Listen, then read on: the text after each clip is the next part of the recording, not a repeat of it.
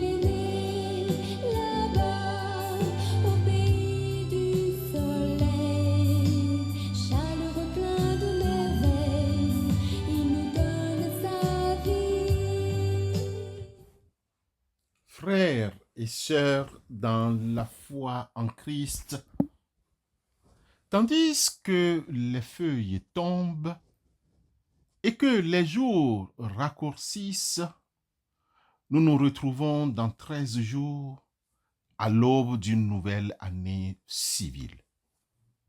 C'est un moment propice pour faire le bilan, pour regarder ce qui a été fait et pour envisager l'avenir.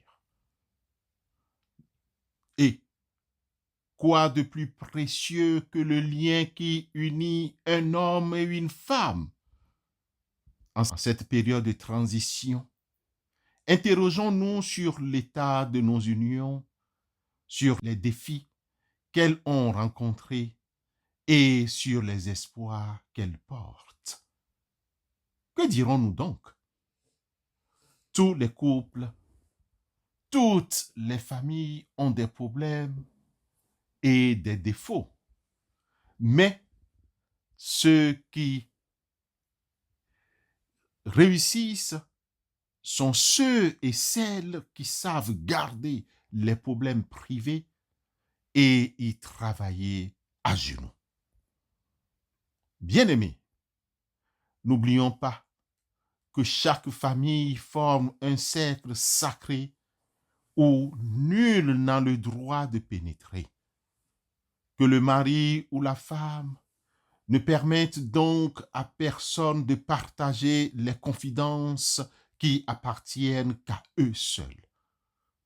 Le mari et la femme devraient s'appartenir réciproquement. La femme ne devrait avoir aucun secret qu'elle cache à son mari, mais révélé à autrui. De même, le mari ne devrait cacher aucun secret à sa femme, tout en le révélant à autrui. Avant tout, ayez les uns pour les autres une ardente charité, car la charité couvre une multitude de péchés. 1 Pierre chapitre 4, le verset 8.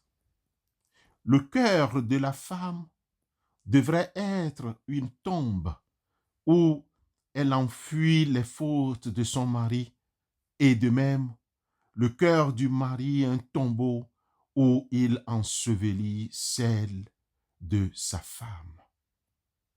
Aucun des conjoints ne devrait se permettre de s'amuser aux dépens des sentiments de l'autre. Jamais le mari et la femme ne devraient, de quelque façon que ce soit, se plaindre l'un de l'autre devant autrui.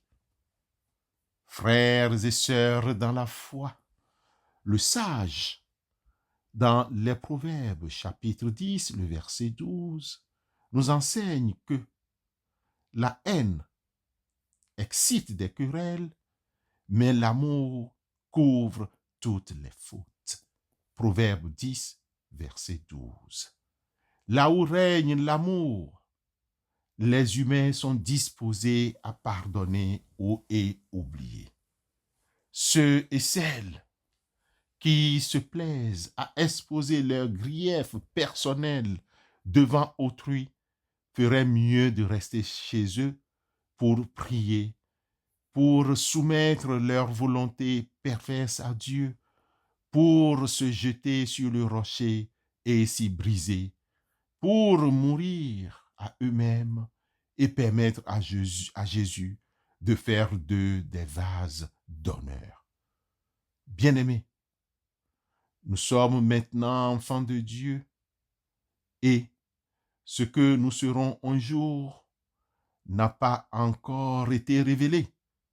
Mais nous savons que lorsque le Christ apparaîtra, nous serons semblables à lui parce que nous le verrons tel qu'il est.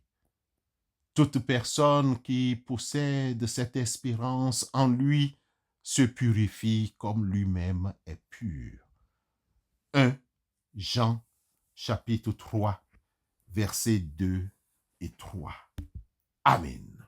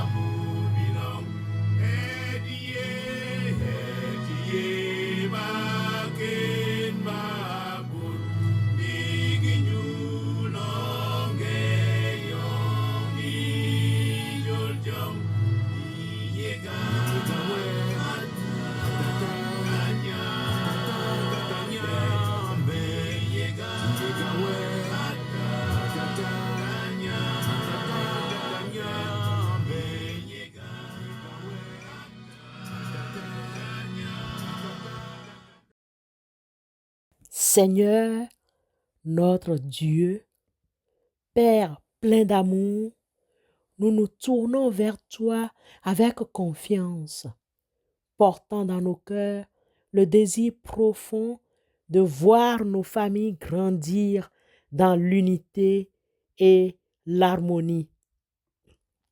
Nous te demandons de bénir nos foyers et de les remplir de ton Saint-Esprit. Que ton amour soit le ciment qui unit nos cœurs et que ta paix règne en maître dans nos vies. Fortifie les liens qui nous unissent, Seigneur. Aide-nous à nous aimer les uns les autres comme tu nous as aimés. Accorde-nous la patience, la compréhension et le pardon mutuel. Que nos familles soient un lieu où chacun se sente aimé, accepté et valorisé. Que nous puissions grandir ensemble dans la foi, l'espérance et la charité. Protège-nous des épreuves et des difficultés qui pourraient menacer notre unité. Donne-nous la force de surmonter les obstacles et de persévérer dans l'amour. Nous te prions, Seigneur, nous te remercions pour le don de la famille. Que ta bénédiction repose sur nous tous, maintenant et à jamais. Pour les enfants, nous prions, toi, notre Dieu, de les aider à s'intégrer harmonieusement dans la famille. Pour les couples, nous te prions de renforcer leur amour et leur complicité. Pour les familles recomposées, nous te prions, Seigneur, de favoriser l'unité et la cohésion. Accepte nos remerciements pour les bénédictions que nous avons toujours reçues. Nous te louons pour ta bonté et ta miséricorde. Au nom de Jésus-Christ, nous te renouvelons notre confiance en ta capacité à répondre à nos prières. Amen.